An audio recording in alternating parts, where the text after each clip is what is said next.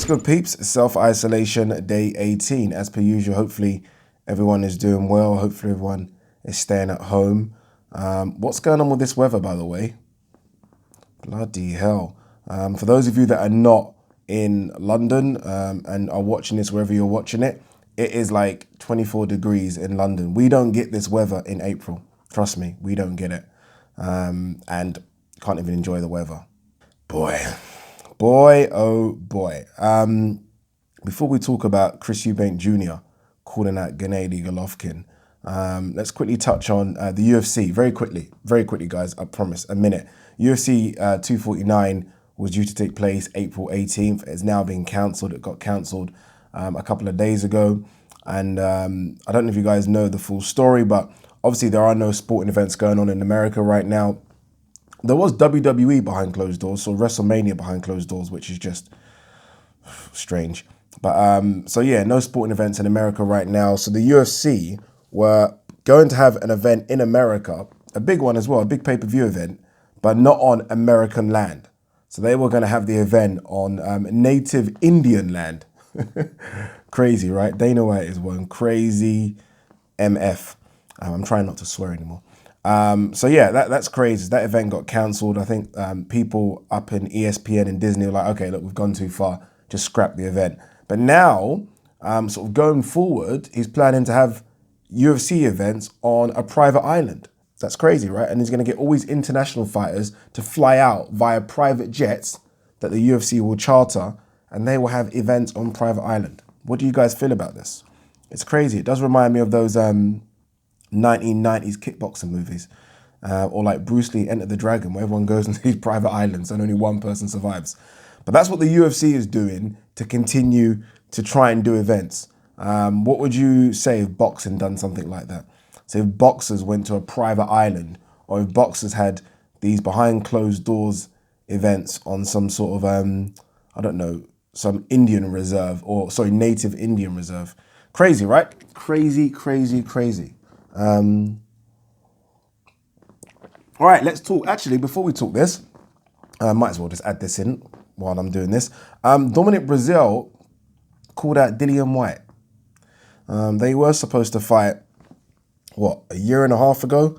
But Dominic Breazeale got the Deontay Wilder fight. Obviously hasn't fought since then. That vicious knockout. Now he wants Dillian Whyte. You can fully understand why he's called him out. That fight's not going to happen, obviously. I don't even have Dominic Breazeale in my top 15, top 20 anymore. Dillian Whyte's a top 5 guy, right? So why is he going to go all the way back to fighting Dominic Breazeale? But you can understand why Dominic Breazeale wants that fight. He's I'm thinking he's about 34, 35. He knows if the fight's in the UK, it's pay-per-view. He gets some pay-per-view money. So that's why he obviously wants to fight. But it's a long way back for Dominic Breazeale. Tough fighter, strong, solid fighter. But obviously after that knockout, it's a long way back. I wouldn't mind seeing Dominic Breazeale versus a Daniel Dubois. I wouldn't mind that, right? I think that's a good fight for Dubois. But for Dillian Whyte, it's an absolute no-no. All right, let's talk Eubank Jr. calling out Gennadiy Golovkin. I roll my eyes like that just because of the call out now. That's why I roll my eyes. I fully understand Gennadiy Golovkin is still a top middleweight for me. He's no worse than the second best middleweight on the planet if Canelo is still classed as a middleweight. And he is a champion, right? He's the IBF and I believe IBO champion. So I get the call out from that sense. I just hate the fact that the call out is coming, I think, 4 years too late. Before we talk about it, let's read what Eubank Jr. has said. He has said to Sky Sports exclusively, as they have put it here, he is the #1 name on my list right now. Interesting. What else has he said? We were supposed to fight, and it has always irked me that the fight was stolen from me and given to Kell Brook at the last minute. Stolen from you? It wasn't really stolen from you. Your dad made ridiculous demands, so we are led to believe, and you didn't sign a contract. Hardly stolen from you. The fact that Kell Brook fought Gennadiy Golovkin shows me that Gennadiy Golovkin was willing to fight anyone back then, right? He just needed a big-ish fight. He needed to make some money, so the fight could have happened. And he goes on to say, in the back of my mind, it has always been there. I've always wanted to fight him. If that's the case, I do wonder why the call out is happening now. But okay, cool. People put this guy's name so high, but I know that I can beat him. I know that I have the tools and the style to take this guy out. My speed, my tenacity, I don't think you'd be able to deal with it. This is the main fight. Interesting, so he really wants it. Canelo, question mark. Everyone would love to fight him, but he's not going anywhere. He will be in the game a lot longer. Golovkin will have a couple more big fights than bow out. I've been trying to get this fight for years. This is the fight that I want. I don't know if I believe that line. I'm not sure. I'll read it again. I've been trying to get this fight for years. This is the fight that I want. I will say this. Look, so much goes on behind the scenes that we don't know about. That he could have been trying to get the fight. I don't know if I believe that personally. So Golovkin has never been on the floor, but Eubank Jr. believes he could change that. That's the plan. I don't like to give predictions, but I am the type of fighter who tries to stop his man every time. And that's why I'm such a fan favourite. People know I do the business. I do like Chris Eubank Jr. though, I'll be honest with you. With my fight style, speed and volume punching, it would be an amazing fight. Golovkin is a come-forward fighter. It would be fireworks, a fight that the fans would enjoy. Because of my style, I would stop him due to the pure amount of punches, whether it's a cut or he gets tired. Stopping him would definitely be on the cards. Okay, so that's the fight we're looking to do, especially now that we are boxing in America in front of audience that maybe haven't watched me as much. It's to make big statements, he said. To do that, you have to fight the big names. Then he went on to talk about Billy Joe Saunders, and yeah, basically. All right, so that's the meat of it. That's the meat and potatoes, as they say. So Chris Eubank Jr. now wants to fight Gennadiy Golovkin. All right, let's kind of rewind a bit here, just for those of you that don't remember. You all should remember. Chris Eubank Jr. was supposed to fight Gennadiy Golovkin 4 years ago. I don't know if you guys remember the memes about the pen being lost. He didn't sign the contract to fight him. Now, this is, for me, and I do follow both fighters quite a lot. This is the first time I think he has called him out since then, right? Now, Gennadiy Golovkin's last performance against Derevchenko wasn't great, right? It wasn't great at all. Some people thought he lost that fight. Was close to being stopped in that fight, which shook the hell out of me as a GGG fan. I don't like the call out so much after that, you know? There was a time before that where GGG was very destructive still. Even in the loss to Canelo, people thought he won that fight. Why not call him out then? Why now? Why now after you see what Derevchenko done? I know I'm pronouncing that guy's names wrong. Sorry if I am. Why now? That's my only problem I have with this. GGG is now 38. I think Chris Eubank Jr. is 30, 31. Again, there was a time you could have fought him. Now, I just think it's a call out for the sake of a call out. GGG is with DAZN and Matchroom. We know that. And Chris Eubank Jr. is with Al Heyman and PBC.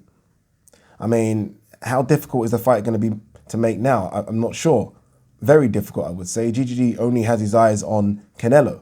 Rightly so, right? Canelo brings him anywhere between $10 and $20 million. Chris Eubank Jr. doesn't bring anywhere near that. Anywhere near it. What does, at this stage of his career, Golovkin get from fighting Golovkin get for fighting Chris Eubank Jr.? What does he get? Absolutely nothing.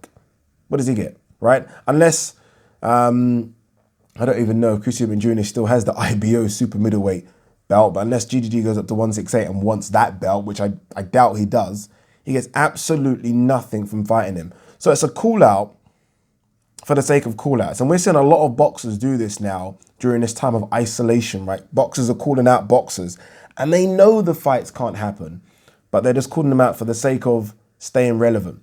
If I'm Chris Eubank Jr., I call out Charlo. That's the fight I do, right? That's the fight that was supposed to happen. Chris Eubank Jr. was supposed to get rid of Korobov. Kind of did, right? Well, not really. Korobov injured himself, but... And by the way, a lot of people were saying that obviously Korobov was winning the first round and up until the point in the second round we got injured. I think a lot of boxing insiders expected that, and they expected then Eubank Jr. to come on strong, so don't look too much into that. And Charlo was supposed to fight Hogan, which he did, so those two were supposed to match up the winners. I think that's where he should go, right? That's the fight that I think makes sense for him. I think calling out GGG now just doesn't make sense. You had your chance, right? And not only did you have your chance 4 years ago, you've had your chance in the interim as well, and you've not called him out. He looked crap in his last fight to GGG, admittedly, and now you call him out. That being said, 1 second. 4 years ago, GGG by knockout, right? GGG by vicious knockout 4 years ago. Now I'm not sure. Now I'm not sure. I would still obviously side with GGG, but obviously he's clearly no longer the guy he once was, right? I don't even think he's... let me not be too harsh. I think GGG is 60% of the GGG that was running through, guys. So I think he's deteriorated by quite a lot. So we're talking a 40% deterioration. I mean, is that deterioration, and has Eubank Jr. gone better in those 4 years to make this a competitive fight? Might be competitive, right? I mean, GGG clearly has slowed down. His punch resistance has started to wane as well. We all sort of know GGG for being able to take a strong punch. I mean, look at the punches he's taken from Canelo and Danny Jacobs. But I think we saw in his last fight, the punch resistance has gone, right? You're not supposed to be punched on the head and the chin that much. Everyone's punch resistance will eventually go. I think we saw that with Carl Froch towards the end as well. Chris Eubank Jr. can punch. He's more of a volume puncher than anything. But he likes to get in a scrap. Like if you are a pure boxer, which GGG used to kind of be, although he's always been aggressive, if you were like an Andrade type, that would be a tougher fight for Eubank Jr. If you're just gonna come forward and meet him sort of toe to toe, he doesn't mind that, right? He doesn't want a boxing match because we know his boxing ability isn't the greatest. He doesn't mind though having to bite down on that gum shield and have a war. I think he'll probably get knocked out if he tries to do it with Gennadiy Golovkin, but it will make a fun fight for a few rounds. So I would still favour Golovkin, but obviously it's clearly a closer fight than it was 4 years ago. That being said, I doubt this fight will ever happen just because of where both fighters are, not in terms of even promotional companies, but just in terms of where they are in their careers. Eubank Jr. desperately needs something big. GGG desperately doesn't need Eubank Jr. Might have needed him 4 years ago to come over here and get that pay-per-view money. You know, he's seen much bigger money now and he wants that kind of money. So I expect him to chase the Canelo fight. If he doesn't get the Canelo fight, and this is GGG I'm talking about, expect to see what he's been doing for the last couple of years, where he fights like a Steve Rolls type or a Vance type as he waits for a Canelo. Or maybe he fights his IBF mandatory. He's never going to fight Chris Eubank Jr. What Chris Eubank Jr. should do, again, is either target Charlo, or if he does want to come over here and fight someone on Matchroom and DAZN, Billy Joe Saunders. It's the perfect fight. Billy Joe Saunders is the perfect fight. There's always animosity. They've been digging each other recently. And it's a pay-per-view fight over here. I know guys are going to hate me saying this, but it is. It's a pay-per-view fight over here. That's the fight that makes sense for him. So there's two fights. There's either Charlo or there's Billy Joe Saunders. Maybe Demetrius Andrade, but I don't think that's a style for him. I think Billy Joe Saunders just because of the animosity, and Charlo in terms of breaking through in that American scene makes perfect sense. GGG ain't happening. Peace.